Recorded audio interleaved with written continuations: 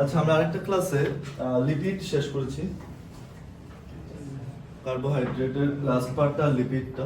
তো আমরা কার্বোহাইড্রেটটা যেহেতু এই ক্লাসে স্টার্ট করেছিলাম, কার্বোহাইড্রেটটা আমরা দেখবো আর নিউক্লিক অ্যাসিডটাও দেখবো।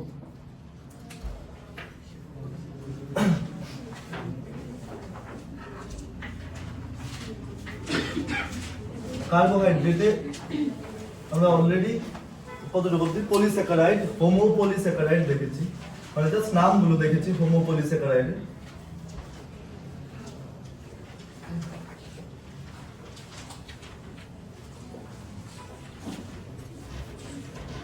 হোমোপলিস্যাকারাইডের মধ্যে একটা হচ্ছে স্টার্চ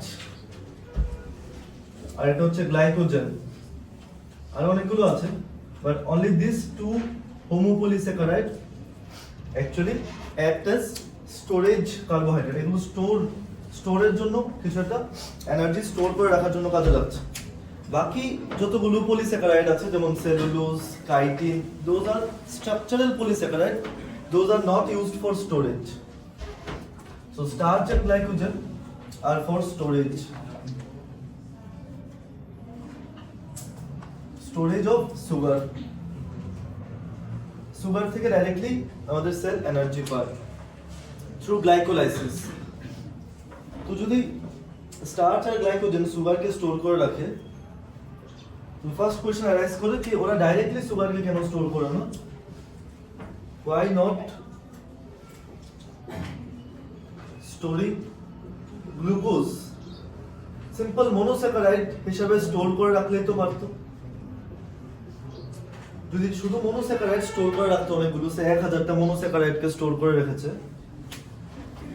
তাহলে তো আবার এত কষ্ট করে আরেকটা এনজাইম দিয়ে স্টার্চ বা গ্লাইকোজেন বানানোর দরকার পড়লো না।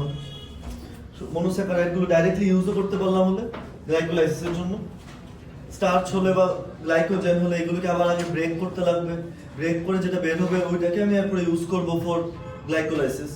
তো কেন ডাইরেক্টলি স্টোর করা হয়? কেন আনসার কেউ বলতে পারবে? এটা কমন সেন্স থেকে।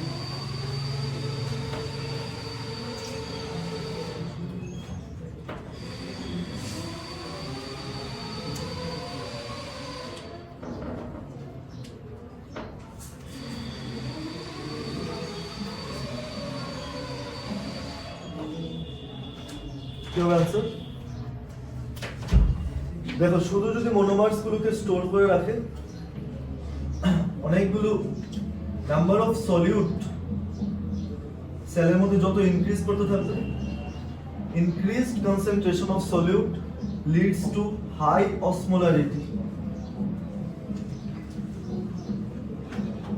হাই অসমোলারিটি, এত হাই অসমোলারিটিতে তো যত বেশি সলিউটের কনসেন্ট্রেশন থাকবে একটা সলিউশনের মধ্যে, অসমোটিক প্রেসার ইনক্রিজ করতে থাকবে। অসমোটিক প্রেসার কি, আমরা ট্রান্সপোর্টিং প্ল্যান্টস চ্যাপ্টারের মধ্যে দেখব। তো যত অসমোলারিটি ইনক্রিজ করবে একটা সেলের মধ্যে কি হবে? ওয়াটার এন্ট্রি হতে থাকবে, অসমোসিস, এন্ডো অসমোসিস।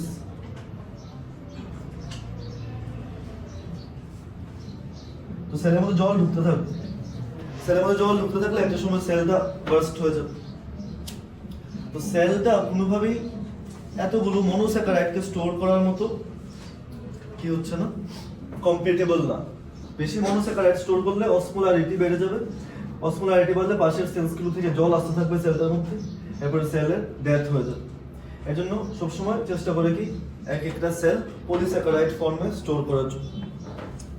এবার পলিস্যাকারাইডের মধ্যে দুই রকম টাইপের পলিস্যাকারাইড আসছে, একটা হচ্ছে স্টার্চ, একটা হচ্ছে glycogen. Now starch is also composed of alpha D glucose and glycogen is also composed of alpha D glucose.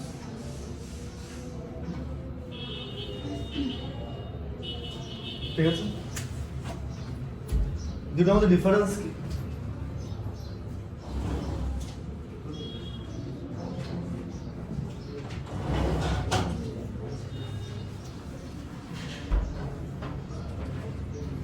Difference কি হবে দুটোর মধ্যে? স্টার্চের মধ্যে আলফা ডি গ্লুকোজ আছে, গ্লাইকোজেনের মধ্যে আলফা ডি গ্লুকোজ আছে।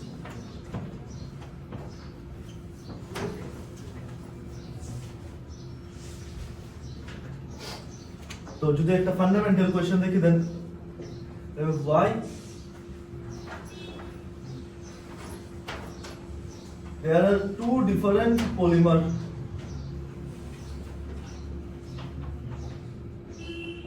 made up of same monomer মানে alpha D glucose. So alpha D glucose দিয়ে দুই রকম টাইপের পলিমার বানানোর কি দরকার ছিল? এক হয় অ্যানিমাল আর প্ল্যান্ট দুই জায়গাতেই স্টার্চ থাকলে পারতো, বা অ্যানিমাল আর প্ল্যান্ট দুই জায়গাতেই গ্লাইকোজেন থাকলে পারতো। কেন প্ল্যান্টে স্টার্চ, অ্যানিমালে glycogen? So why there are two different polymer for plant and animal?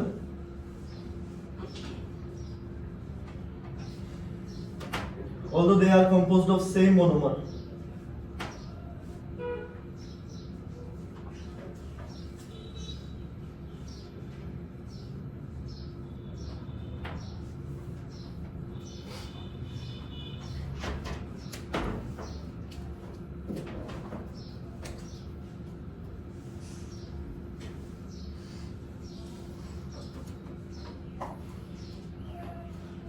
কি হতে পারে আনসার?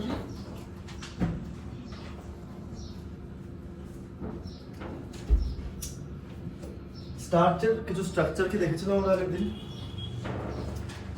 স্ট্রাকচার দেখিনি। তো স্টার্চটাকে দেখি, গ্লাইকোজেনটাকে দেখি।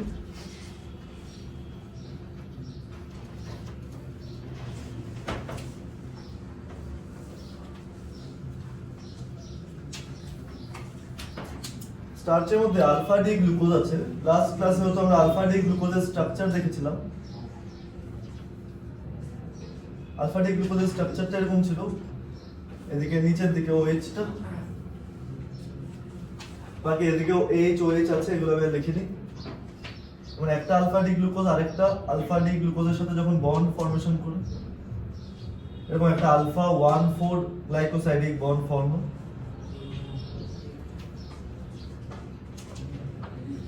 এরকম একটা বন্ড ফর্মেশন হয়, সেটাকে আলফা 1,4 গ্লাইকোসাইডিক বন্ড বলি। স্টার্চ যখন কন্টিনিউয়াসলি ফর্ম হতে থাকবে, এই লং চেইন অফ স্টার্চের মধ্যে, স্টার্চের চেইনটা যখন একটা খুব লং একটা স্টার্চ চেইন ফর্মেশন হবে, সে এখানে আমি একটা ড্র করি না, এখানে আমি ডট লাইন দিয়ে দিচ্ছি, বোঝাচ্ছে এখানে অনেকগুলো আছে, ঠিক আছে, বা অনেকগুলো জায়গায় এরকম ভাবে দেওয়া থাকে। সে একটা ইউনিটকে এমন ভাবে থার্ড ব্র্যাকেট দিয়ে সেই জায়গায় দেওয়া আছে 950। তো এখানে এমন টাইপের কন্টিনিউয়াসলি আরো 950টা আছে,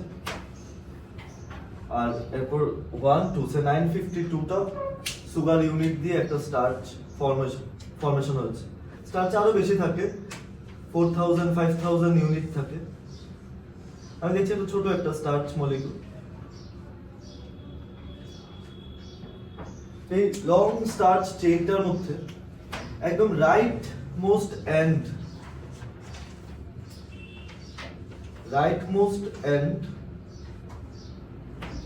আর লেফট মোস্ট এন্ড, এই দুটা এন্ড কিছু এনজাইমের জন্য স্পেসিফিক। অনেকগুলো এনজাইম শুধু লেফট এই সাইডটাতে কাজ করবে, এই সাইডটার জন্য স্পেসিফিক। অনেকগুলো এনজাইম শুধু এই সাইডটার জন্য স্পেসিফিক। পাশাপাশি যেখানে C1 কার্বনটা ফ্রি টু রিঅ্যাক্ট, তো এটা হচ্ছে ফার্স্ট কার্বনটা। তো ফার্স্ট কার্বন যদি রিঅ্যাক্ট করার জন্য ফ্রি হয়, এই সাইডটা আমরা দেখতে পারি একটা অন্য একটা সাবস্টেন্সের রিডাকশন করাতে পারে। So this is a reducing agent.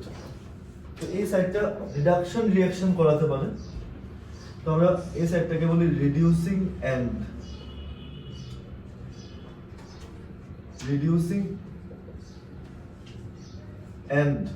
Of polysaccharide.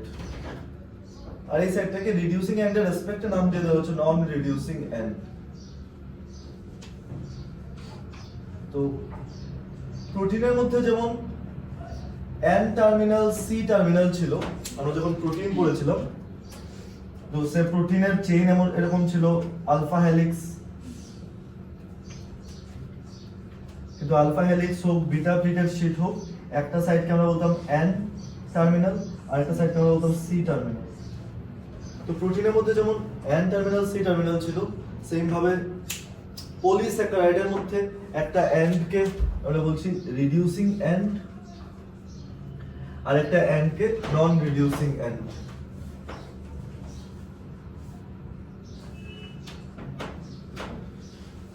Reducing end আর নন রিডিউসিং এন্ড এটা হচ্ছে পলিস্যাকারাইডের পোলারিটি, এন টার্মিনাল আর সি টার্মিনাল এটা হচ্ছে প্রোটিনের polarity.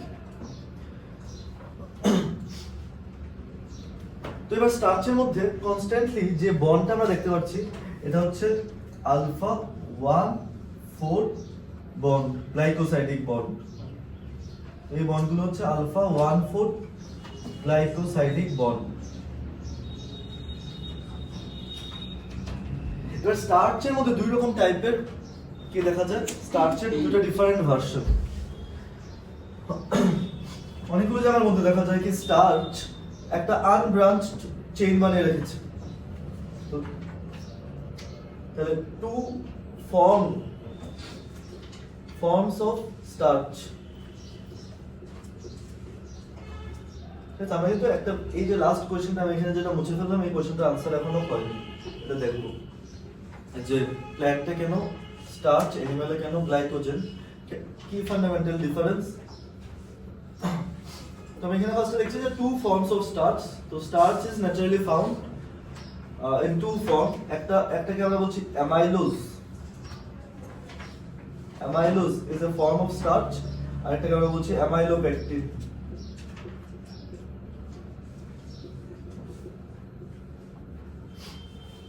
Amylose or amylopectin. Amylose is an unbranched form of starch. Unbranched. তো এটা লং চেইন, একটা সাইড RE লিখছি, RE মানে রিডিউসিং এন্ড, আর একটা সাইডে আমি NRE লিখছি, নন রিডিউসিং এন্ড। সো এটা একটা আনব্রাঞ্চড চেইন। তো অ্যামাইলোজ একটা আনব্রাঞ্চড চেইন অফ স্টার্চ। এখানে কি দেখা যায়, এই যে একটা সুগার আর একটা সুগারের মধ্যে যে বন্ডটা, এই বন্ডটা একটা স্পেসিফিক অ্যাঙ্গেল ফর্মেশন করে দুটো সুগারের মাঝখানে, একটা স্পেসিফিক অ্যাঙ্গেল ফর্ম করে। এই বন্ডটা একটা অ্যাঙ্গেল ফর্ম করবে, নেক্সট বন্ডটা আরেকটু অ্যাঙ্গেল ফর্ম করবে। অনেকগুলো যখন সুগারের সাথে দেখবো যে এটা পুরো একটা টার্ন নিয়ে নিচ্ছে। তো একটু একটু করে অ্যাঙ্গেল ফর্ম করে এটা দেখা যাচ্ছে একটা লং টার্ন নিয়ে নিচ্ছে। তো স্টার্চের অ্যামাইলোজ ফর্মটাও অনেকটা প্রোটিনের আলফা হেলিক্সের মতো কি করে এই ফুল স্ট্রাকচারটা দেখা যায় আস্তে আস্তে একটা টার্ন এরকম ভাবে ঘুরে যাচ্ছে। That means starch also forms helix formation. তো স্টার্চও হেলিক্স বানাতে পারে। So due to the nature of their alpha 1,4 glycosidic bond. এবার হেলিক্সটা মেইনলি বানাচ্ছে amylose form of starch. Next আরেকটা যে ফর্মটা আছে যেটাকে আমরা অ্যামাইলোপেকটিন ফর্ম বলছি, এটার মধ্যে দেখা যায় কি স্টার্চের মধ্যে আনব্রাঞ্চ চেইনের মাঝখানে কিছু ব্রাঞ্চিং। তাহলে অ্যামাইলোপেকটিন আর অ্যামাইলোজের মধ্যে ডিফারেন্সটা হচ্ছে অ্যামাইলোজটা কমপ্লিটলি আনব্রাঞ্চ, অ্যামাইলোপেকটিনের মধ্যে অনেকটা ব্রাঞ্চিং আছে। ব্রাঞ্চিং কি করে ডেভেলপ করে একটা সুগারের মধ্যে, এই ব্রাঞ্চিং ব্যাপারটা বুঝলেই আমরা গ্লাইকোজেনের ব্যাপারটাও বুঝে যাবো যে গ্লাইকোজেনের মধ্যে এত ব্রাঞ্চ কি করে থাকে। বইয়ের মধ্যে একটা পলিস্যাকারাইডেরই ডায়াগ্রাম দেওয়া আছে, এটা হচ্ছে গ্লাইকোজেন।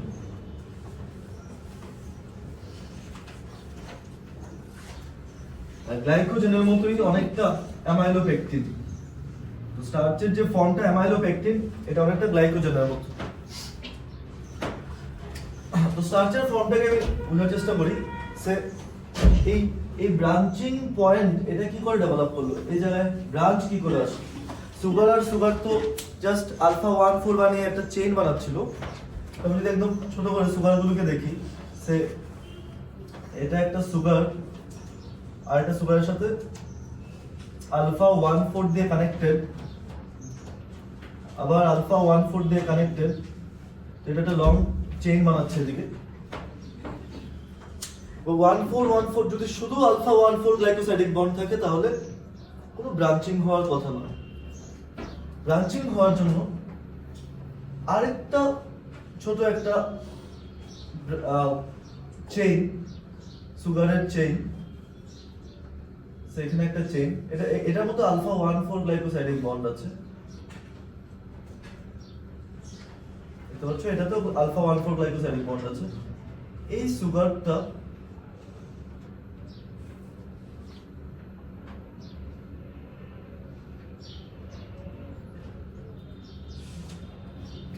এবার দেখো, এই যে চেইনটা, এই চেইনটার জন্য এই সাইডটা হচ্ছে রিডিউসিং এন্ড আর ওই সাইডটা হচ্ছে নন রিডিউসিং এন্ড।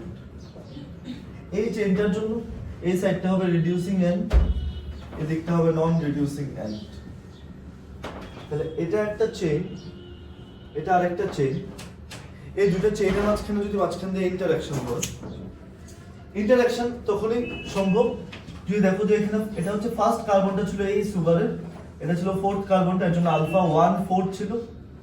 1 2 3 4 5, এরপর একটা কার্বন চেইনের বাইরে থাকে, রিং এর বাইরে থাকে, একটা কার্বন রিং এর বাইরে থাকে। রিং এর বাইরে যেটা থাকে CH2OH, এই পার্টটা রিং এর বাইরে আছে। এই যে CH2OH, এটা হচ্ছে 6 নাম্বার কার্বনটা।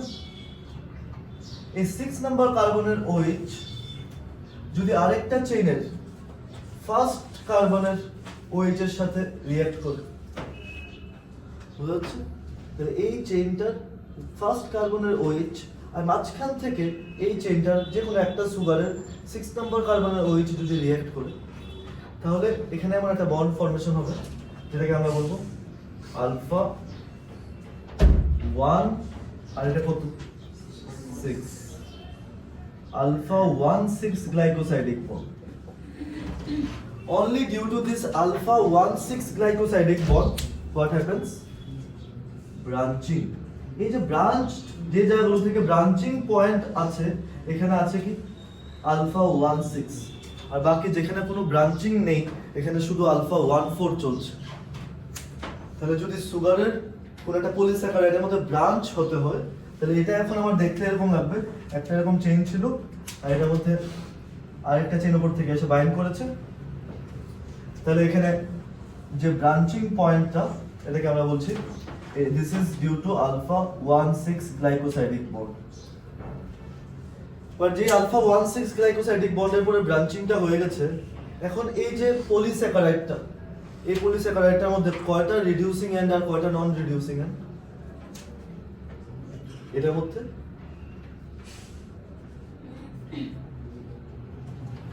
মধ্যে একটা এদিকে নন রিডিউসিং এন্ড ছিল আর একটা non reducing end, so there are two non reducing end now and only one reducing end. তো এই জিনিসটা ফর্ম হওয়ার পর একটা শুধু রিডিউসিং এন্ড থেকে যাবে আর নন রিডিউসিং এন্ড এখন বেড়ে গেছে।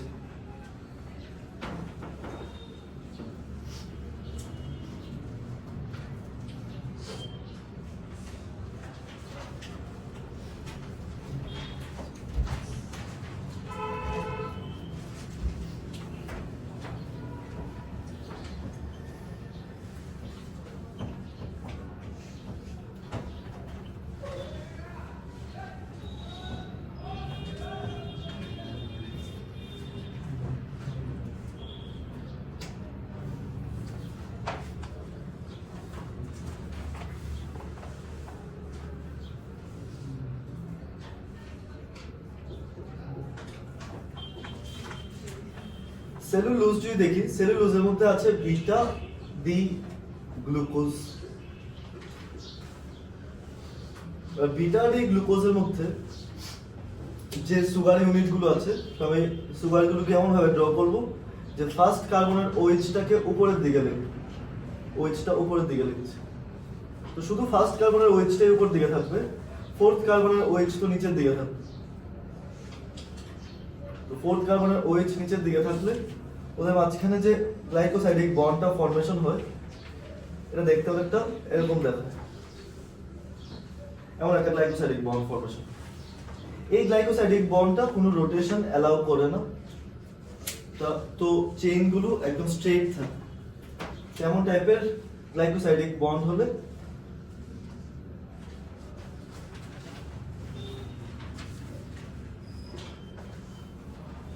So any rotation or any angle formation between the two sugar. তো এটা হচ্ছে আমার বিটা 1 আর 4 বিটা 1 4 গ্লাইকোসাইড লিখবো যেটা সেলুলোজের মধ্যে পাওয়া যায়।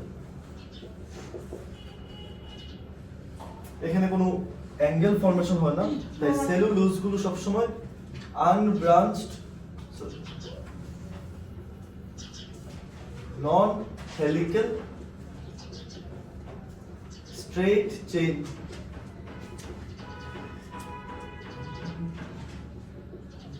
তো এখানে কোনো সময় সেলুলোজ গুলো কোনো সময় হেলিক্স বানাবে না, স্টার্চে যেমন হেলিক্স বানাচ্ছে, এটা স্ট্রেট চেইন ফর্ম হবে।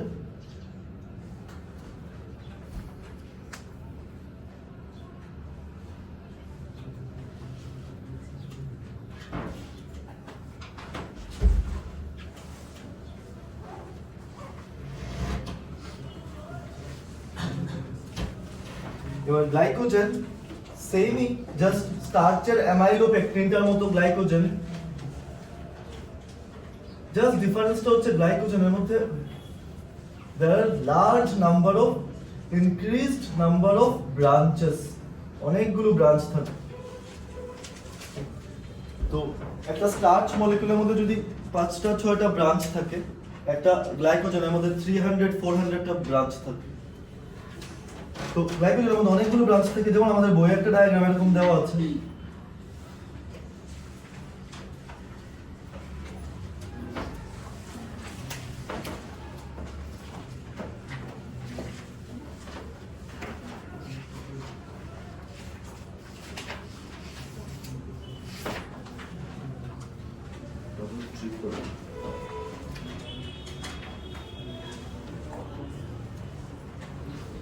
So বইয়ের পেজ 148 এ যে ডায়াগ্রামটা দেওয়া আছে এটা গ্লাইকোজেনের।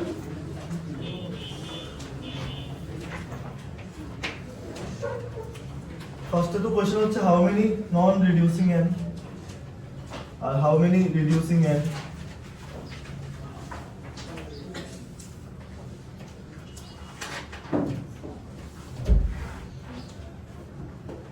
সো এই গ্লাইকোজেনটার মধ্যে এনসিআরটি বই ডায়াগ্রামটাই যেটা, এটার মধ্যে কয়টা নন রিডিউসিং এন্ড আছে, কয়টা রিডিউসিং এন্ড আছে? 7 নন রিডিউসিং এন্ড। ঠিক আছে, তো এই সবগুলো 1 2 3 4 5 6 7 এগুলো সব নন রিডিউসিং এন্ড, শুধু এই পার্টটা রিডিউসিং এন্ড। এবার গ্লাইকোজেন হিসাবে একটা অ্যানিমালের স্টোর করে এটাই লাভ যে ওর মধ্যে নন রিডিউসিং এন্ড বেশি আছে। নন রিডিউসিং এন্ড বেশি থাকলে কি লাভ ফার্দার? হ্যাঁ, কি ব্রেক। তো ইনক্রিজড নন রিডিউসিং এন্ড যদি থাকে, যেটা গ্লাইকোজেনের মধ্যে পাচ্ছি, স্টার্চের মধ্যে পাচ্ছি না। স্টার্চও একটা বড় একটা পলিমার বানাবে, একটা লং একটা হেলিক্স বানিয়েছে স্টার্চ, অনেকগুলো সুগার ইউনিট আছে। সে এই গ্লাইকোজেনটার মধ্যে সে 300টা সুগার আছে সে, আর এই স্টার্চটার মধ্যেও সে 300টা সুগার আছে। তো আমার কোশ্চেনটা ছিল কি, কেন প্ল্যান্ট স্টার্চ হিসাবে স্টোর করে আর কেন অ্যানিমাল গ্লাইকোজেন হিসাবে স্টোর করে? তো এবার আমি এখানে বললাম কি, আনসারটা হচ্ছে যে more number of non reducing end. এবার তাহলে ফার্দার কোশ্চেন হচ্ছে more number of non reducing end হলে কি হবে?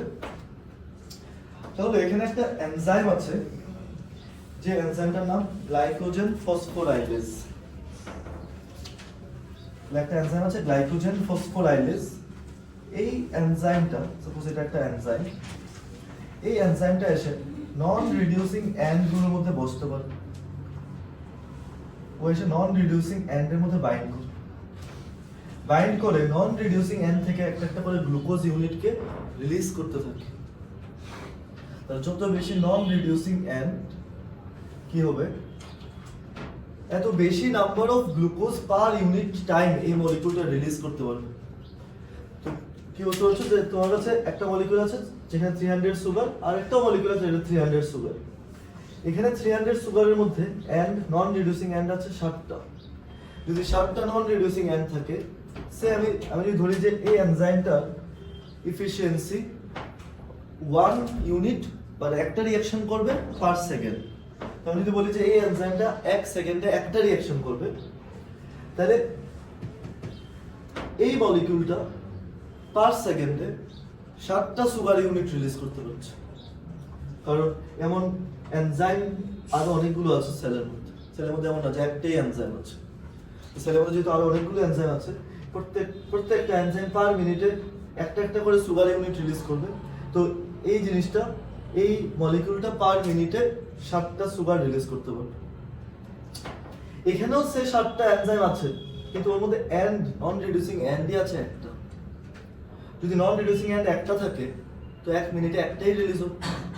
তাহলে এই পলিস্যাকারাইডটা পার মিনিটে শুধু একটা সুগারকে রিলিজ করবে, আর এই পলিস্যাকারাইডটা পার মিনিটে 7টা সুগার রিলিজ করবে। এবার কাদের এনার্জি রিকোয়ারমেন্ট বেশি, প্ল্যান্টের না অ্যানিমালের?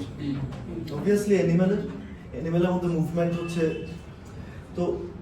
তো মুভমেন্ট, লোকোমোশন, সো অ্যানিমালের energy requirement per second per মিনিটে অনেক বেশি।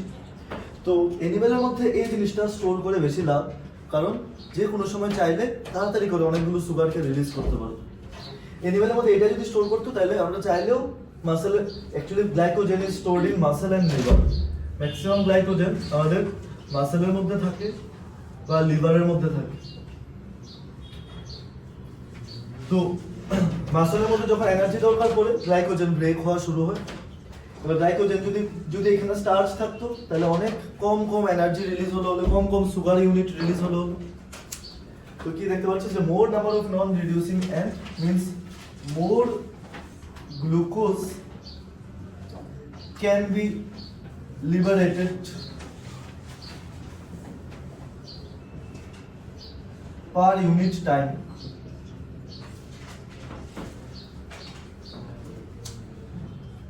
So which is beneficial for animal cells?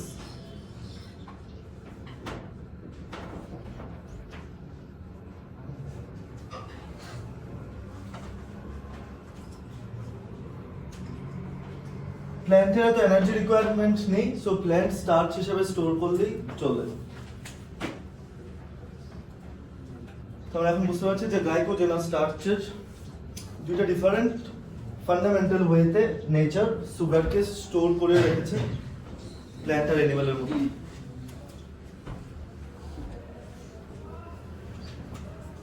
এবার একটা কমন কোয়েশ্চেন যেটা বইয়ের মধ্যে আছে, এটা হচ্ছে iodine test. Starch iodine test show করে, সেলুলোজ আয়োডিন টেস্ট শো করে না। আয়োডিন টেস্ট আমরা কেন করতাম? ক্লাস 9-10 এ তো আয়োডিন টেস্ট দেখেছো। কিসের জন্য? Test for the presence of starch after photosynthesis. এটা বোঝার জন্য যে ফটোসিনথেসিস হলে স্টার্চ তৈরি হয়, এটার জন্য একটা বাচ্চাদের একটা টেস্ট আছে, এটা হচ্ছে আয়োডিন টেস্ট। এগুলো একদম ছোট ক্লাসে দেখানো হয়। আয়োডিন টেস্টে তুমি একটা লিফ নিলে, ওর মধ্যে তুমি একটা ব্ল্যাক পেপার দিয়ে লিফের একটা পার্ট তুমি ঢেকে রেখে দিলে। এরপর এটার মধ্যে যখন কিছুদিন আফটার 2-3 ডেজ ওর মধ্যে যখন ফটোসিনথেসিস, এটা this is expose to Sunlight, সেটাই সান। তো সানলাইটের নিচে একটা পাতার মধ্যে ব্ল্যাক স্ট্রিপ দিয়ে ক্লিপ দিয়ে আটকে রেখে দিলাম। এবার আফটার 2-3 ডেজ এই পাতাটাকে নিয়ে এবার সে বয়েল করে বা অ্যালকোহলের মধ্যে দিয়ে, সো এটাকে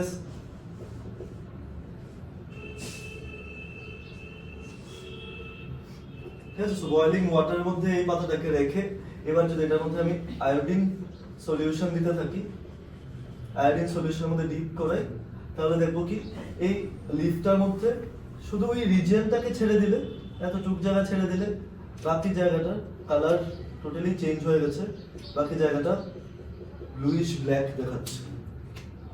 এই লিফের মধ্যে বাকি রিজিয়নটা অনেকটা ব্লুইশ ব্ল্যাক কালার দেখাচ্ছে, আর শুধু ওই জায়গাটা, যে জায়গাটাকে আমি একটা ব্ল্যাক পেপার দিয়ে ঢেকে রেখেছিলাম, এই জায়গাটা শুধু গ্রিনিশ আছে। তো এটা দেখে আমরা বুঝি যে যে জায়গায় লাইট পড়েছে ওই জায়গায় স্টার্চ ফর্মেশন হয়েছে। So to test for the presence of starch in photosynthesis this iodine test is ডান।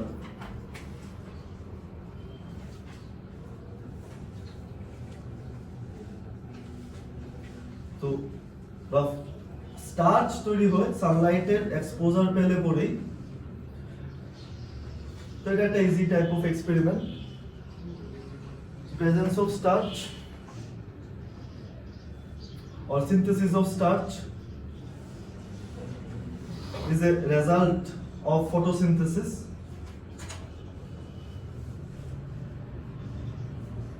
এটা বোঝার জন্য আর আমরা একটা টেস্ট করব। তখন তো তেমন একটা কেউ বুঝতে পারতো না যে ঠিক আছে টেস্ট করেছি কালার এসছে ভালোই। এখন আমরা দেখছি কি যে যদি ফান্ডামেন্টাল ওয়েতে আমরা চিন্তা করি যে একটা কার্বোহাইড্রেট, তো যে আমি একটা কার্বোহাইড্রেটের জন্যই টেস্ট করছি, সো সায়েন্টিস্টরা ভাবছে কি যে আমি যদি কার্বোহাইড্রেটের জন্যই টেস্ট করি, starch is also a polymer আর cellulose is also a polymer.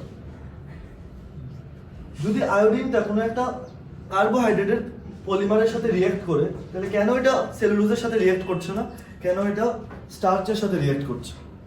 সেলুলোজের সাথে রিঅ্যাক্ট করছে না কে বলেছে?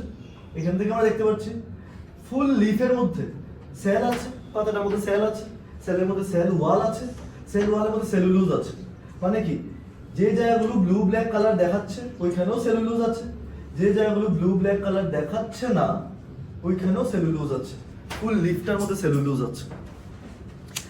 তো ফুল পাতাটার মধ্যে সেলুলোজ আছে, কিন্তু কিছু জায়গায় কালার চেঞ্জ হয়েছে, কিছু জায়গায় রিঅ্যাকশনটা হয়নি।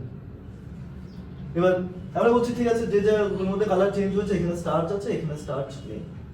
তো এবার ফান্ডামেন্টাল কোয়েশ্চেন যেটা অ্যারাইজ করেছে এটা হচ্ছে কেন সেলুলোজের সাথে রিঅ্যাক্ট করবে না। সব সায়েন্টিস্টরা এটাকে কেমিক্যাল কোনো একটা কেমিক্যাল রিঅ্যাকশনের প্রোডাক্ট হিসেবে বের করার চেষ্টা করছিল, যে যদি কোনো একটা কোন কেমিক্যাল রিঅ্যাকশনটা স্টার্চ দেখাতে পারবে আর সেলুলোজ দেখাতে পারবে। তো 1, 2, 3 এরকম 3-4 বছর যখন কেমিক্যাল রিঅ্যাকশনের কথা চিন্তা করছিল, তখন আমরা দেখলাম যে এটার আনসারটা কোনো কেমিক্যাল রিঅ্যাকশন দিয়ে আনসারই করা যাচ্ছে, এটাকে কোনো কেমিক্যাল রিঅ্যাকশন দিয়ে বোঝাই যাচ্ছে। এটার আনসারটা অ্যাকচুয়ালি জিওমেট্রির মধ্যে লাই করছে, the geometry of starch and cellulose. This is not a chemical problem, this is a geometrical problem. Starch আর সেলুলোজের ফান্ডামেন্টাল জিওমেট্রিটাই আমরা দেখেছি কি একটা হেলিক্স আর একটা স্ট্রেট চেইন। যেগুলো স্ট্রেট চেইন এগুলোর মধ্যে আয়োডিনটা এসে কোনো জায়গায় স্টেবল হতে পারছে না, বাইন্ড করতে পারছে না। তো আয়োডিন এখানে কোথাও বাইন্ড করতে পারছে না, কারণ এটা একটা স্ট্রেট চেইন। কিন্তু যেটা হেলিক্স, এটার মধ্যে হেলিক্সের মাঝখানে মাঝখানে ঢুকে এই আয়োডিনগুলো স্টেবল হয়ে যাচ্ছে, এই জায়গায় আটকে থাকছে। তো এখানে স্পেসিফিক কোনো কেমিক্যাল রিঅ্যাকশন হচ্ছে না, জাস্ট দুইটা স্ট্রাকচার একটার মধ্যে স্টেবিলাইজ হয়ে যাচ্ছে। তো আয়োডিন যখন স্টার্চের হেলিক্সের মধ্যে এসে মাঝখানে মাঝখানে আটকে যাচ্ছে, তখন এই স্টার্চ আয়োডাইড কমপ্লেক্সটা ব্লু ব্ল্যাক কালার শো করছে। তো এখানে একটা কমপ্লেক্স ফর্মেশন হচ্ছে, যার কারণে এই জায়গায় একটা ব্লুইশ ব্ল্যাক কালার আমরা দেখতে পাচ্ছি, যেটা এখানে সেলুলোজের কেসে দেখতে পাচ্ছি। So that's why cellulose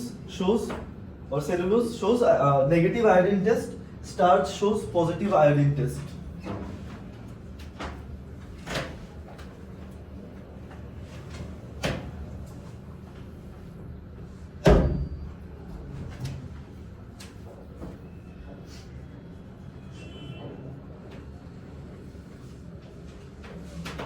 next আছে কাইটিন। কাইটিন একটা হোমোপলিস্যাকারাইড। কাইটিনের মনোমারটা কি ছিল? এনার্জি। এনার্জির কি টাইপের energy? Alpha D, beta D, alpha L, beta L. Beta L না D? Beta D.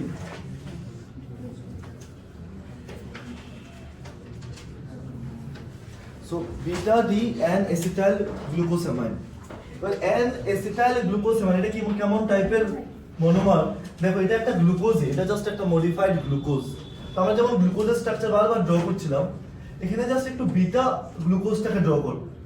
Beta glucose draw করবো মানে কি, ফার্স্ট কার্বনের ওএইচটাকে উপরের দিকে লিখব, ফার্স্ট কার্বনের ওএইচটা উপরের দিকে লিখলাম, 6 কার্বনের CH2OH ও লিখলাম ঠিকভাবে, এখানে 4th কার্বনের AHOH আছে, এগুলো সব ঠিক আছে। শুধু সেকেন্ড কার্বনে যেখানে OH ছিল এই জায়গায় NH2 আছে। OH এর জায়গায় যদি NH2 থাকে এটাকে আমরা বলছি অ্যামাইনো সুগার, এখানে একটা অ্যামাইন গ্রুপ আছে।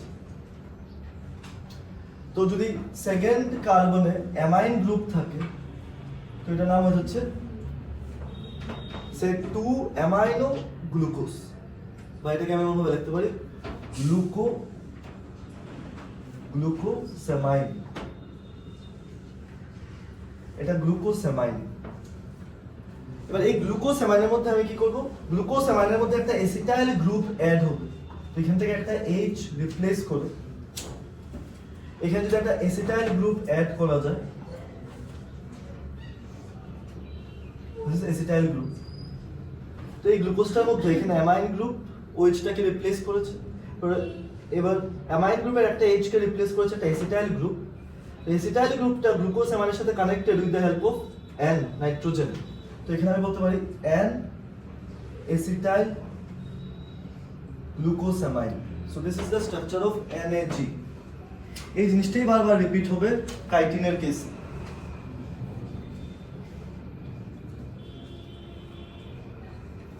N-acetyl glucosamine, আর এটা বিটা ডি, এটা বিটা ডি কারণ OH টা উপরের দিকে আছে। তো beta D N-acetyl glucosamine।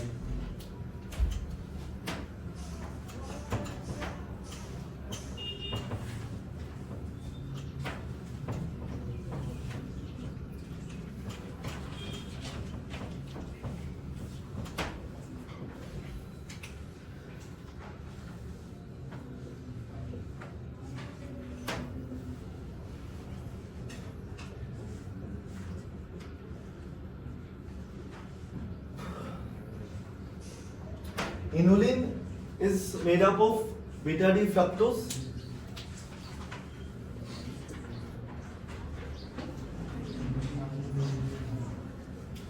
yes, so inulin is composed of beta D fructose,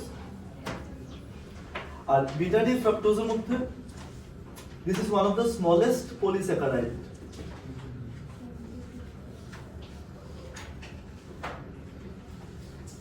One of the smallest polysaccharide found in the roots of dahlia plant. তো এবার এত স্পেসিফিক্যালি আমাদের এটা জানার কি দরকার যে কোন প্ল্যান্টের রুটে পাওয়া যায়, কারণ এটা কিছু মেডিসিনাল বেনিফিটস আছে। তো এর জন্য এই প্ল্যান্টসগুলোকে সেপারেটলি গ্রো করানো হয়, গ্রো করিয়ে এইগুলোর থেকে ইনুলিনকে বের করা হয়। ইনুলিনকে বের করে হসপিটাল সেটআপের মধ্যে inulin is used for renal clearance test.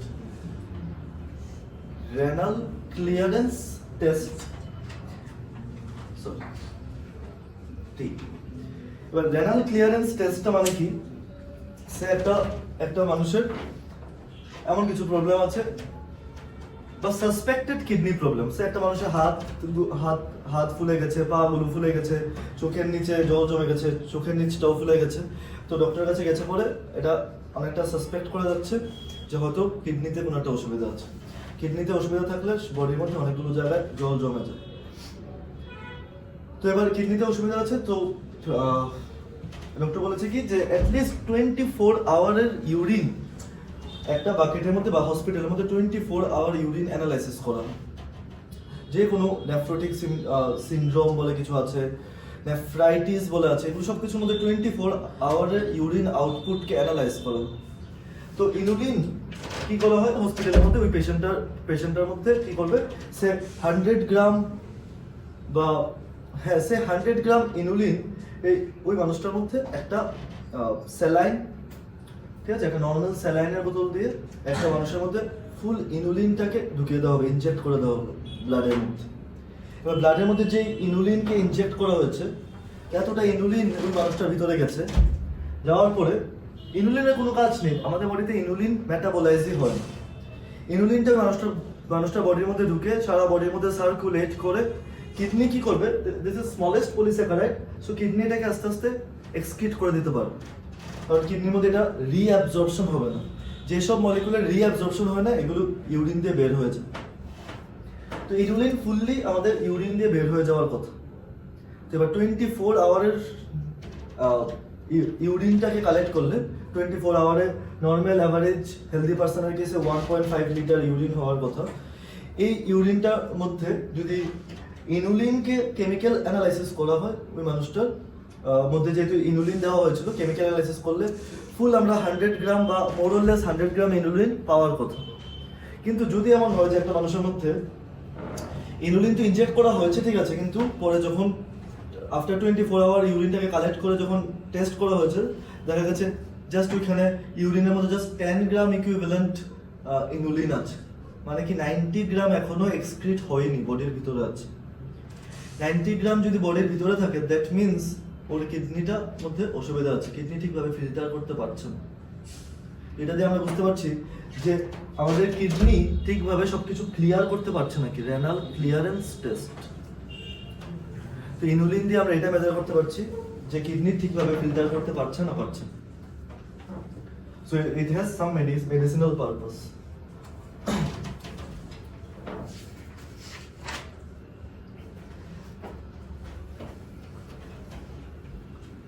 ঠিক আছে, আমরা দেখবো এখন নিউক্লিক অ্যাসিড হেটারোপলিস্যাকারাইডটা। একটা ভিডিও লাস্ট ক্লাস মানে গতকালকের যে ক্লাসটা হয়েছিল এটার মধ্যে আমি রেকর্ড করেছিলাম, তো এটা দিয়ে দেবো।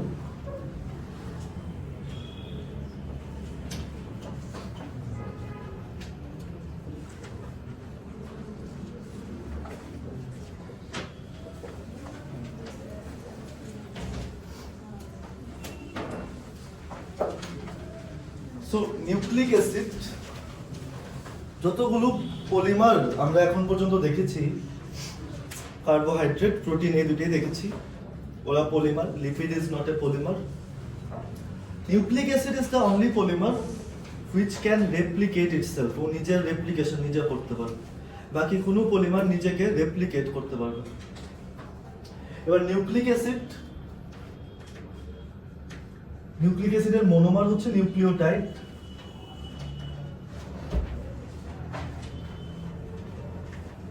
তো এটা হচ্ছে নিউক্লিক অ্যাসিডের মনোমার।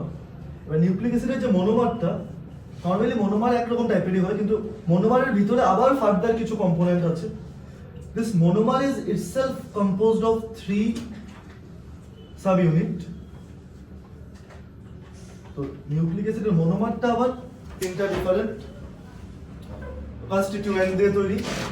সবচেয়ে ইম্পর্টেন্ট কনস্টিটিউয়েন্ট হচ্ছে ওর sugar, pentose sugar. Pentose sugar specifically আমরা নিউক্লিক অ্যাসিডের মধ্যে ডিএনএ বা আরএনএ এর মধ্যে যে টাইপের সুগারটা পাই, এটা বিটা ফর্মে থাকে, বিটা ডি ফর্মে থাকে। তো যে টাইপের সুগার আমরা নিউক্লিক অ্যাসিডের ভিতরে পাই, এটা বিটা ফর্মে সুগার। এবার পেন্টোজ সুগার মানে 5 কার্বন সুগার। পাশাপাশি এই সুগারটা একটা অ্যালডোজ।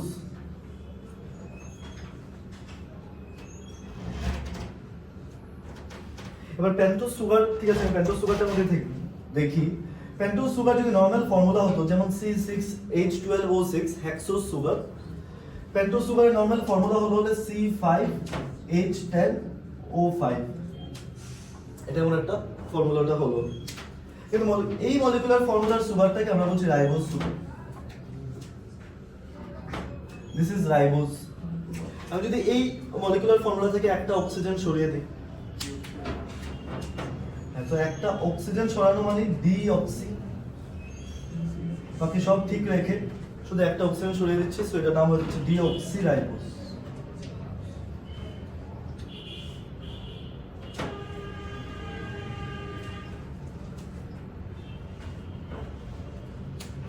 এগুলো স্ট্রাকচারের মধ্যে আমি আসবো। এরপর দেখি কি monomer itself is composed of nitrogenous base. Nitrogenous বেসটাও দেখবো কি আছে, আর এটার মধ্যে একটা ফসফরিক অ্যাসিড। এই ফসফরিক অ্যাসিডের জন্যই এটা লাস্টে অ্যাসিড আছে, nucleic acid.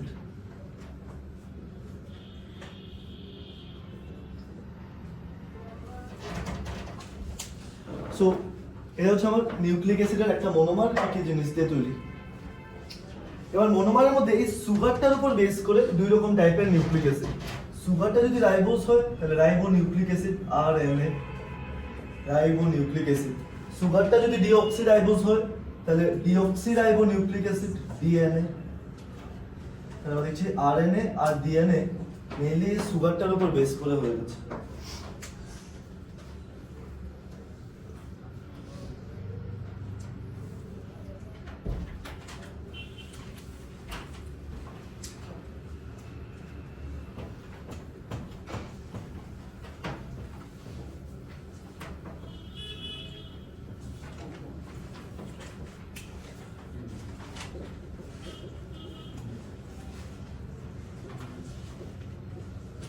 Nitrogenous base can be of two types.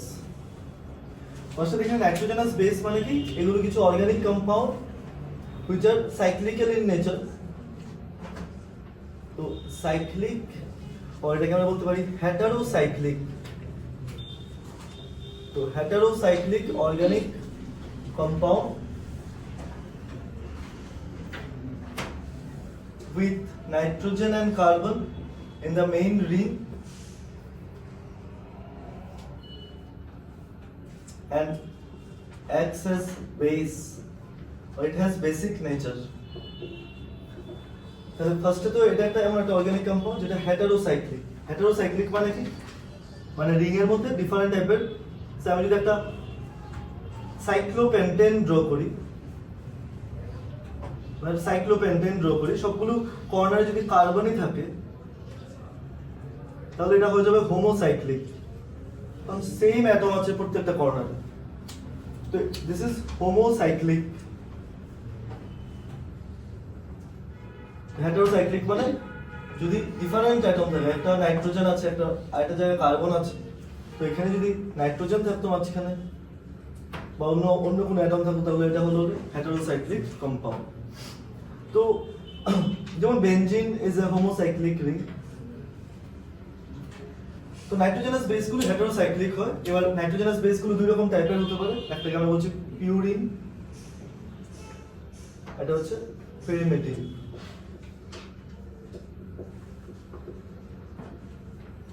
Purine is a double ring structure. Purine মধ্যে there are two ring.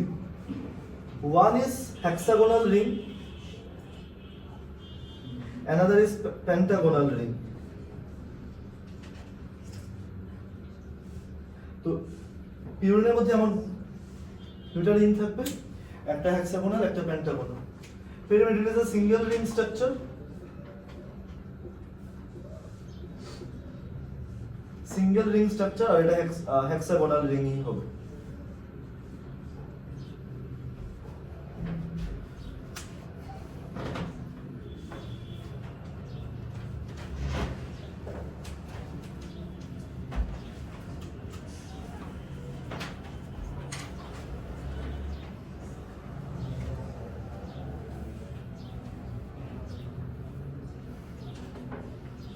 পিউরিনের মধ্যে এক্সাম্পল আসবে এডিনিন, আর একটা এক্সাম্পল আসবে গুয়ানিন। পিউরিনের মধ্যে থাইমিন, সাইটোসিন, ইউরাসিল।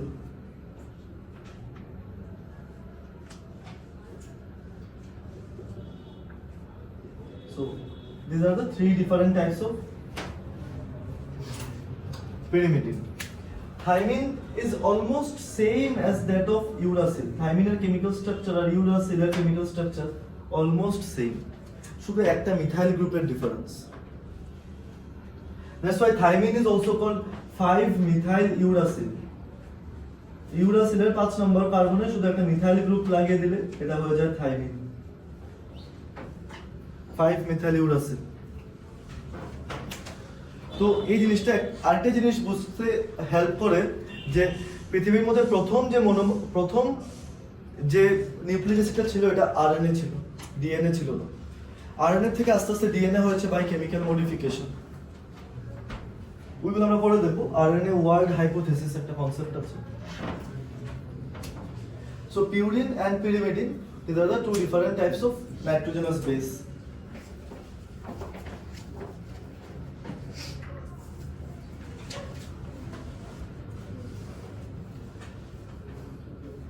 আমি যদি একটা পিউরিনের স্ট্রাকচার দেখি, সে একটা পিউরিনের স্ট্রাকচার, একটা পিরিমিডিনের স্ট্রাকচার, বইয়ের মধ্যে একটা পিরিমিডিনের স্ট্রাকচার আই থিংক দেওয়া আছে। হ্যাঁ ঠিক আছে, এডিনিনের স্ট্রাকচারও দেওয়া আছে, পিরিমিডিনের স্ট্রাকচারও দেওয়া আছে। দেখো পেজ 145, পেজ 145 এর নিচের দিকে এডিনিন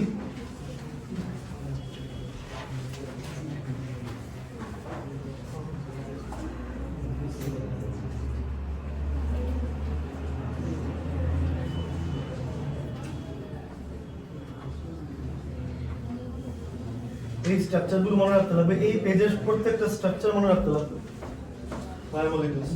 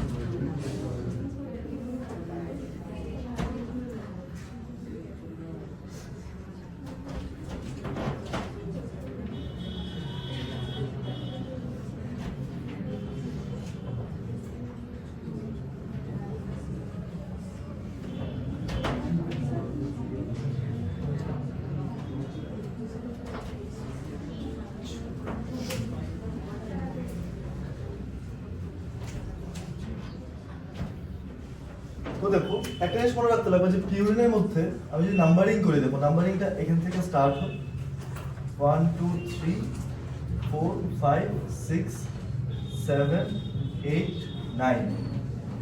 তো বারবার এই কোয়েশ্চেনটা এসেছে যে একটা পিউরিনের মধ্যে নাইট্রোজেনের পজিশন কি? Position of nitrogen just 1 3 7 9। These are the position of nitrogen in purine.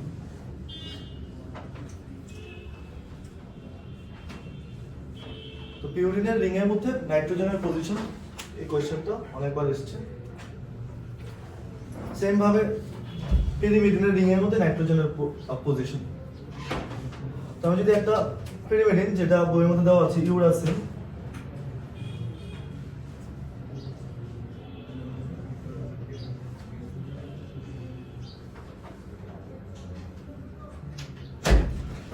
এই স্ট্রাকচারটাকে যদি ড্র করি,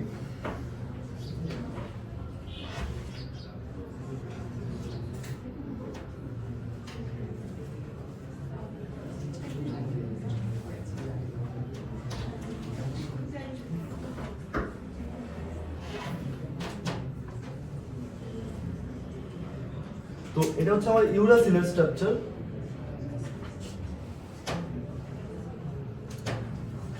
ইউরাসিল বা যে কোনো পিরিমিডিনের স্ট্রাকচারের মধ্যে পজিশন অফ নাইট্রোজেন জাস্ট 1 আর 3। So in case of any pyrimidine, এই হেটেরোসাইক্লিক কম্পাউন্ডের মধ্যে নাইট্রোজেনের পজিশন ফার্স্ট পজিশনে আর সেকেন্ড আর থার্ড পজিশন।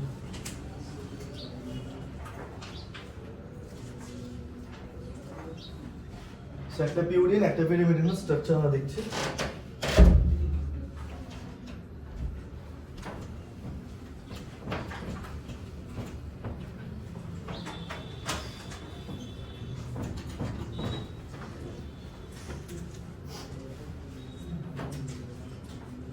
এরপর কি দেখবো, এখানে একটা পিউরিন একটা সুগারের সাথে রিঅ্যাক্ট করবে। সো আমি একটা রাইবোজ সুগারের স্ট্রাকচার দেখি। দেখো সবগুলো স্ট্রাকচার মনে রাখতে লাগবে। রাইবোজ সুগার অলরেডি স্ট্রাকচারটা দেওয়া আছে পেজ 145 এই।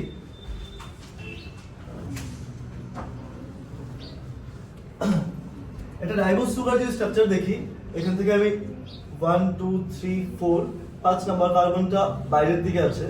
আচ্ছা এটা কি টাইপের রিং বলবো? এটাকে কি রিং?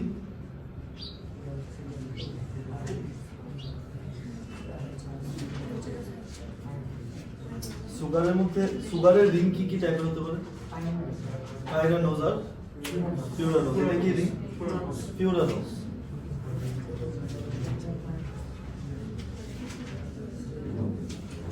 আমরা সুগার দেখছি, ribose. So this is furanose. এই ফিউরানোজ রিংটার মধ্যে তুমি দেখতে পাচ্ছ যে ফার্স্ট কার্বনে OH-টা উপরের দিকে আছে, উপরের দিকে আছে আর নিচের দিকে আছে।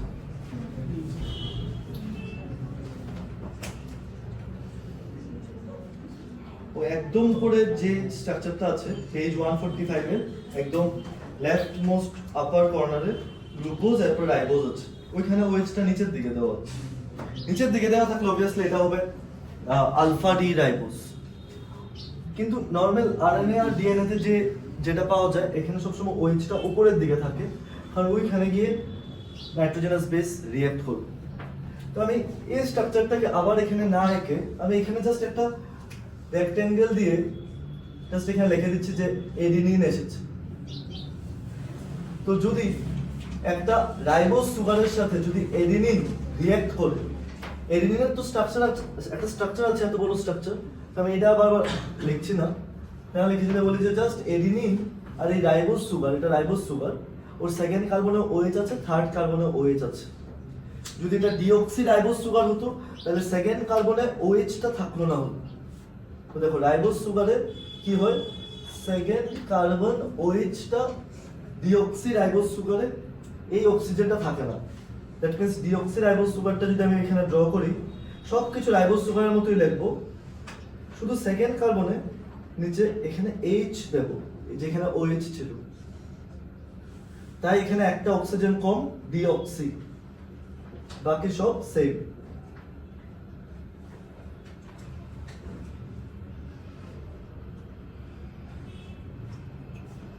ঠিক আছে, সো এই স্ট্রাকচারটা হচ্ছে ডিঅক্সি রাইবোজের স্ট্রাকচার।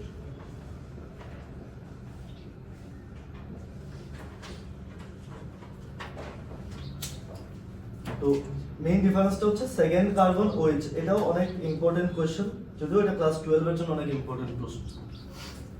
সো এডিনিন যখন রাইবোজের সাথে রিঅ্যাক্ট করছে তখন এডিনিনের 9 নাম্বার নাইট্রোজেনটা, another very important chemical detail, এডিনিনের 9 নাম্বার নাইট্রোজেনটা রাইবোজ সুগারের ফার্স্ট কার্বন OH এর সাথে এখানে একটা বন্ড ফর্মেশন হবে।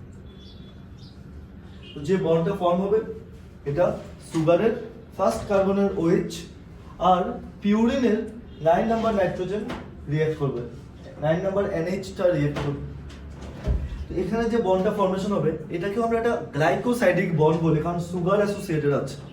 যে কোনো জায়গায় সুগার থাকলে তখন একটা গ্লাইকোসাইডিক বন্ড হয়েছে। তো এই বন্ডটাকে আমরা গ্লাইকোসাইডিক বন্ড বলবো, কিন্তু এই গ্লাইকোসাইডিক বন্ডটার নাম হয়ে যায় অ্যান্টি গ্লাইকোসাইডিক লিঙ্কেজ।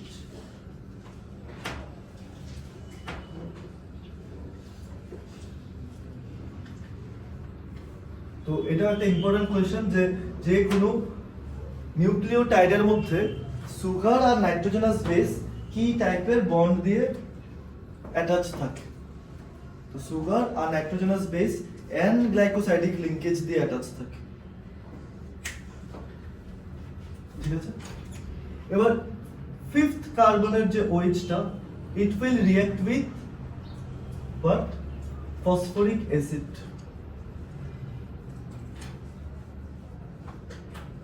তো এটা হচ্ছে H3PO4 ফসফরিক অ্যাসিডের স্ট্রাকচার। তুমি কি দেখতে পাচ্ছি সুগার, নাইট্রোজেনাস বেস, অ্যাসিড তিনটা একসাথে রিঅ্যাক্ট করলে কি ফর্ম হবে, নিউক্লিওটাইড। নিউক্লিওটাইডের মধ্যে পেন্টোজ সুগার আছে, নাইট্রোজেনাস বেস আছে, ফসফরিক অ্যাসিডও আছে। তিনটা একসাথে যখন রিঅ্যাক্ট করবে, যেমন এই OH-টা আর এই OH-টা মাঝখানে যখন বন্ড মানে এখানে যখন রিঅ্যাকশন হয় H2O বের হবে, এখানে হবে একটা এস্টার বন্ড। তো এখানে ফর্মেশন হবে এস্টার লিঙ্কেজ।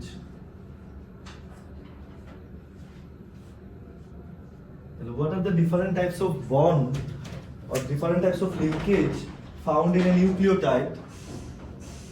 কি একটা হচ্ছে N glycosidic linkage between nitrogenous base and sugar, আর এটা হচ্ছে ester linkage between phosphoric acid and sugar.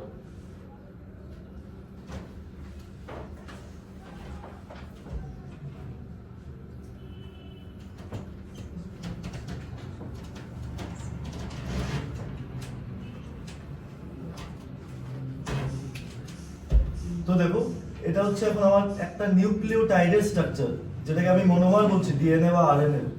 মনোমারটার মধ্যে একদিকে সে এডিনিনই লেগে আছে, আর এটা সে আরএনএ এর সাব ইউনিট, সে আরএনএ এর মনোমার। আরএনএ এর মনোমার হলে সেকেন্ড কার্বনে ওইচ থাকবে, আর ওর ফিফথ কার্বনের মধ্যে একটা ফসফেট লেগে আছে এস্টার বন্ড ফর্ম করে। So this is A structure of, দেখো শুধু যদি নাইট্রোজেনাস বেস আর সুগার থাকতো, শুধু এতটুকু যদি থাকতো, ফসফেটটা যদি না থাকতো, তাহলে আমি এটাকে বললাম হলে হ্যাঁ কি নিউক্লিওসাইড।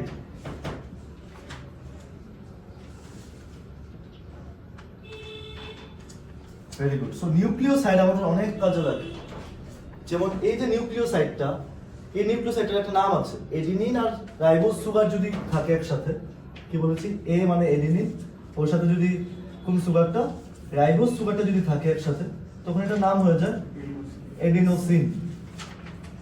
এই এডিনোসিনটা এবার ইউজ হচ্ছে এটিপি বানাতে, আমাদের বডির এনার্জি কারেন্সি এটিপি। সো এই জিনিসটা আমাদের যেমন ডিএনএ সরি আরএনএ বানাতে যেমন কাজে লাগবে, যেহেতু রাইবোজ সুগার আছে, এটা আবার আমাদের এটিপি বানাতে কাজে লাগবে। এটিপি ছাড়া তো কোনো এনার্জি পাচ্ছে না একটা সেল। সো এডিনোসিন, তো লাস্টে SINE অ্যাড হবে যখনই সুগারের সাথে পিউরিন অ্যাটাচ থাকবে। সুগারের সাথে যখন কোনো একটা পিউরিন অ্যাটাচ থাকবে, তখন লাস্টে SINE অ্যাড হবে। যেমন সেম আমি যদি গোয়ানিন হতো, তাহলে বললাম আমাদের গোয়ানোসিন। যদি গোয়ানিন হতো গোয়ানোসিন বললাম, লাস্টে SINE অ্যাড হচ্ছে। কিন্তু যদি এখানে পিউরিন না থেকে পিরিমিডিন থাকতো, তাহলে নিউক্লিওসাইডটার নাম চেঞ্জ হয়ে গেল হবে। সে আমি যে কোনো একটা পিরিমিডিন নিয়ে নিই, সে সাইটোসিন নিয়ে নিই।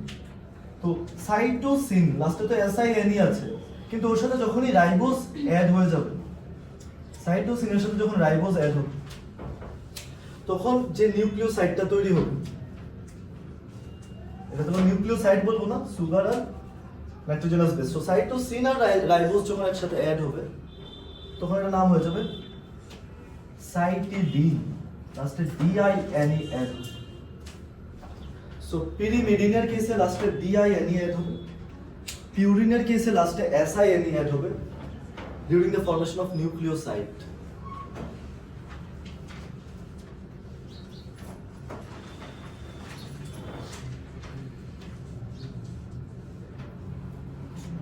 আর এই টোটাল স্ট্রাকচারটা, এটাকে নিয়ে যদি আমি এটাকে দেখি, তাহলে এটার নাম কি হয়ে যাবে? সেম এডিনিন আছে, রাইবোজ আছে, সো এডিনোসিন প্লাস একটা ফসফেট আছে, তো আমি এটাকে কি লিখতে পারি? Monophosphate, adenosine monophosphate, AMP, and adenosine monophosphate is a nucleotide. কিন্তু এডিনোসিন মোনোফসফেটকে আমি আরেকটা নাম দিতে পারি, কারণ যেহেতু এটা একটা অ্যাসিড, ফসফরিক অ্যাসিড, ও H+ দুইটা H+ রিলিজ করে দিয়েছে, এর জন্য O- ফর্মে আছে, কারণ ও একটা H+, এদিকে আরেকটা H+ রিলিজ করেছে। এই যে অ্যাসিডটা, এটাকে আমি বলতে পারি এডিনাইলিক অ্যাসিড। তো এডিনোসিন মোনোফসফেট আর এডিনাইলিক অ্যাসিড একই কথা, সেম জিনিস।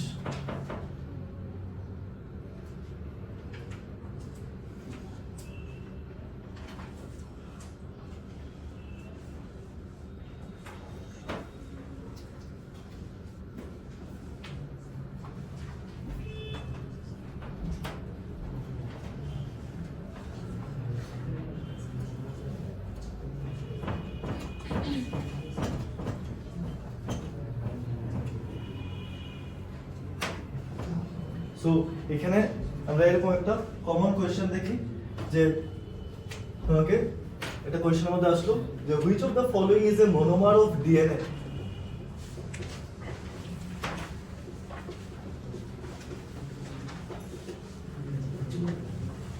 Which of the following is a monomer of DNA?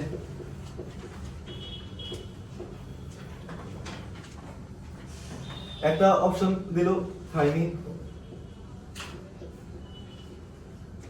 একটা অপশন দিল থাইমিডিন, একটা অপশন দিল থাইমিডিন মনোফসফেট,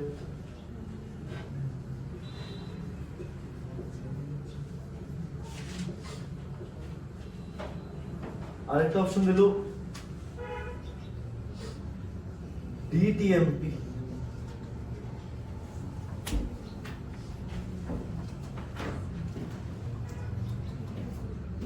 কোন অপশনটা হবে? Which of the following is a monomer of DNA? তো যেহেতু যখন ক্লাস 12 কোনো দিয়েছি, ক্লাস 12 তো খুব খুশি, এটা তো একদম ইজি প্রশ্ন, আমরা তো জেনেটিক্স পড়ছি, কত হাইফাই চ্যাপ্টার, কিন্তু ফার্স্টে যদি আমি ডিএনএ এর মনোমারই না জানি জেনেটিক্স কি করে করব? তো এটা আনসার কি হবে? কে বলতে পারবে যে ডিএনএ এর লিস্ট মনোমারটা কি?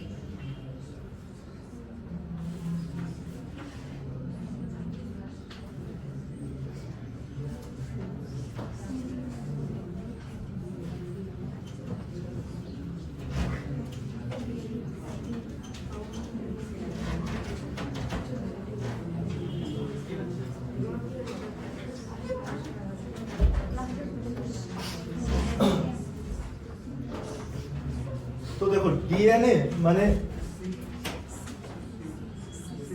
হ্যাঁ,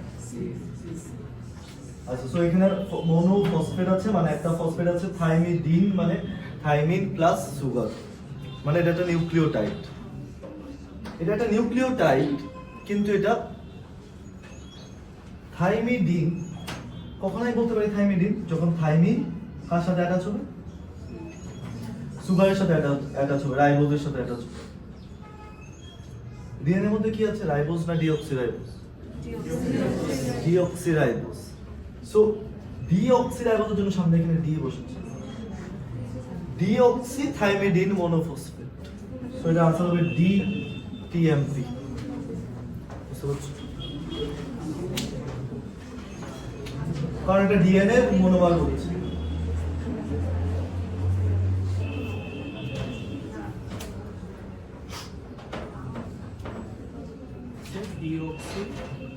বাকি তো থাইমিডিন মনোফসফেট, বাকি এটা টিএমপি, শুধু সামনে ডিঅক্সি বসেছে। তো কি হবে, ডিএনএ এর যতগুলো মনোমার আছে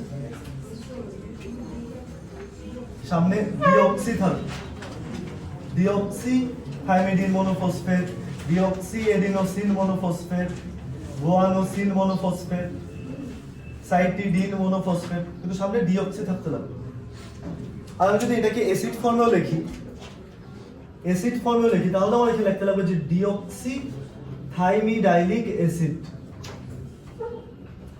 এটা লিখেছিলাম এডিনাইলিক অ্যাসিড, তো এটার নাম হয়ে যাবে ডিঅক্সি থাইমিডাইলিক অ্যাসিড বা deoxy adenylic acid, deoxy guanylic acid, deoxy cytidylic acid. এগুলো হয়ে যাবে ডিএনএ এর মনোমার বা ডিএনএ এর নিউক্লিওটাইড।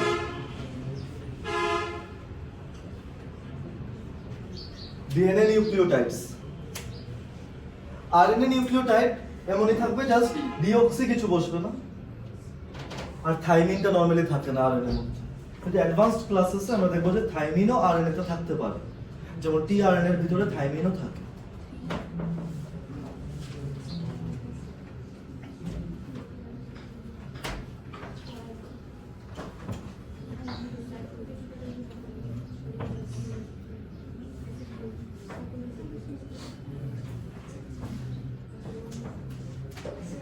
এবার ডিএনএ এর লাস্ট পার্ট যেটা আমরা দেখব যে ডিএনএ একটা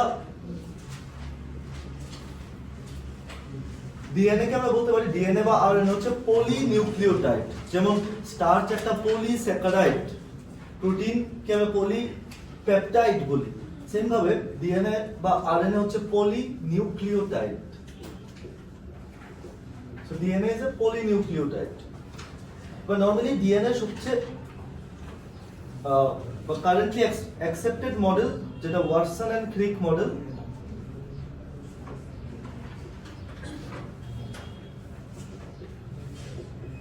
Watson and Crick model, accordingly, DNA is a chain of two polynucleotide. So two polynucleotide chain running in opposite direction. So এটা ছিল ওয়াটসন এন্ড ক্রিকের মাস্টার স্ট্রোক, যে রানিং ইন অপোজিট ডাইরেকশন। এটা তখনের সময় Nobel prize winner scientist Linus পলিংও বের করতে পারেনি।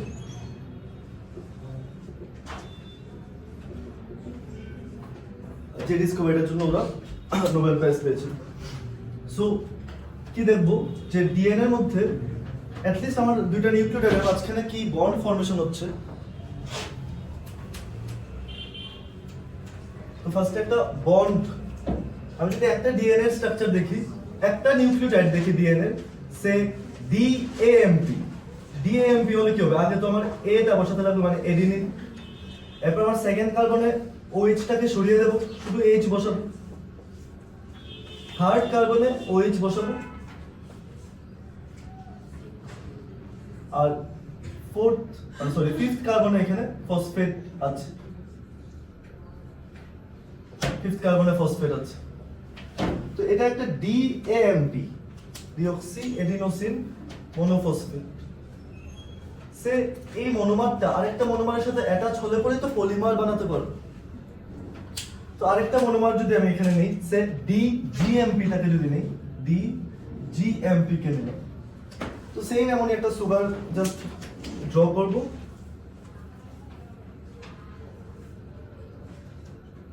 এমন একটা সুগার ড্র করবো, জাস্ট এখানে গুয়ানিন অ্যাটাচ হবে, সো এখানে আমি জি লিখে রাখলাম। বাকি সেকেন্ড কার্বনে ওএইচ নেই, জাস্ট এইচ আছে। থার্ড কার্বনে ওএইচ আছে। ফিফথ কার্বনের মধ্যে ফসফেট ছিল।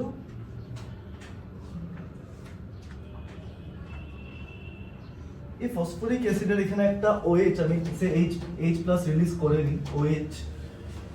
এখানে যদি ওএইচ, এটা একটা মনোমার ডিজিএমপি, এটা আরেকটা মনোমার ডিএএমপি। এই দুটো মনোমারের মাঝখানে যদি রিঅ্যাকশন হয়, তো এই ওএইচটা আর এই ওএইচটা রিঅ্যাক্ট করবে। এই ওএইচ আর এই ওএইচ যখন রিঅ্যাক্ট করবে, তখন এখান থেকে H2O রিলিজ হয়ে যে কনডেনসেশন রিঅ্যাকশনটা হবে, এখানে আমরা বন্ডটা দেখবো, বন্ড ও বন্ড। এরকম একটা বন্ড ফর্মেশন হবে। তো H2O যদি রিলিজ হয়ে যায়, এখানে একটা অপশন থেকে যাবে, বন্ড ও বন্ড। এবার দেখো এই মনোমারটা আর এই মনোমারটার মাঝখানে যে লিঙ্কটা এরকম ভাবে আছে, বন্ড ও বন্ড, মাঝখানে ফসফেটের পি ফসফরাসটা, এরপরে ফসফরাসের নিচে আবার বন্ড ও বন্ড, এবার নিচে এখানে আরেকটা। তো এখানে কার্বন, এখানে কার্বন, এই জায়গার কার্বনটা, এটা হচ্ছে থার্ড কার্বনটা এই রিং এর, এটা হচ্ছে 5 নাম্বার কার্বনটা পরের মনোমারের।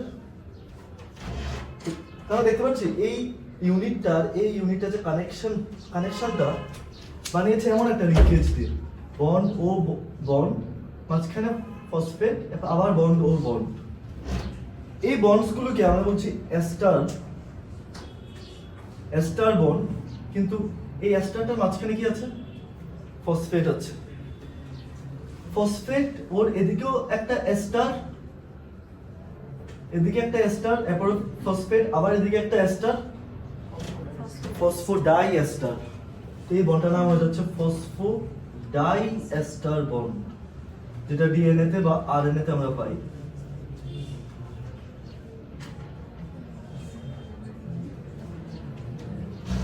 সো আরএনএ আর ডিএনএ এর মধ্যে যে টাইপের বন্ড পাই, এটা হচ্ছে ফসফোডাইএস্টার বন্ড। আর আরেকটা আমরা জিনিস দেখতে পারি যে যখন ডিএনএ চেইনটা অনেক ইলংগেটেড হয়ে যাবে, অনেক লম্বা হয়ে যাবে, সে একটা লং চেইনকে যদি দেখি, ডিএনএ একটা চেইনকে যদি দেখি, এই চেইনটার মধ্যে আমরা দেখবো কি একটা সাইডে 5 কার্বন ফসফেটটা ফ্রি রিঅ্যাক্ট করার জন্য, 5 নম্বর কার্বনের ফসফেটটা ফ্রি রিঅ্যাক্ট করার জন্য। আর আরেকটা সাইডে যত নিচে যাবো ওইদিকে কি আছে, কোনটা ফ্রি? এখানে তো কিছু এইচ আছে, এইচ দিয়ে কিছু হবে না, এদিকেও এইচ আছে, ফ্রি আছে কোনটা? ওএইচটা। ওএইচটা কত নাম্বার কার্বনে? 3 কার্বন ওএইচটা ফ্রি। কি চলে গেছে?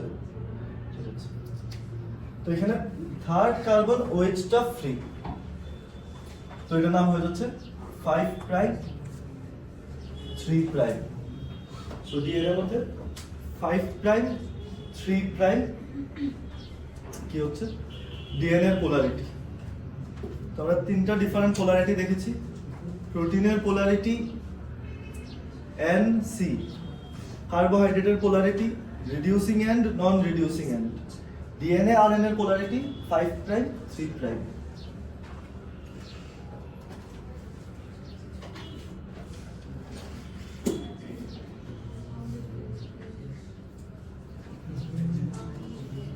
ঠিক আছে, সো নেক্সট ক্লাসে ফুল বায়োমলিকুলসের উপর